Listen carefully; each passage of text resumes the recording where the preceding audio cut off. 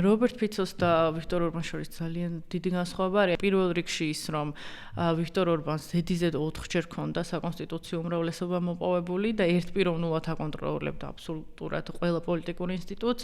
რობერტ ფიცოს ძალიან სუსტი საპარლამენტო უმრავლესობა აქვს. 3 პარტიისგან შემდგარი კოალიცია არის. სანამ საპარლამენტო არჩევნები ჩატარდებოდა, რობერტ ფიცო უფრო ხისტი განცხადებებით გამოირჩეოდა ხოლმე მათ შორის უკრაინასთან დაკავშირებით, ანუ ეს ომის და მშვიდობის თემა ყველგან აქტუალური არის უკრაინაში ომის დაწყების შემდეგ, აი მთავარი თემა არის ხოლმე, რის გარშემოც აწყობენ როგორც წესი ასეთი ტიპის ლიდერები მთელ წინასაარჩევნო კამპანიას. მას შემდეგ, რაც მან პრემიერ-მინისტრის თანამდებობა დაიკავა, საერთოდ შეიცვალა მისი რიტორიკა, გაცილებით უფრო ისეთ რბილ განცხადებებს აკეთებს.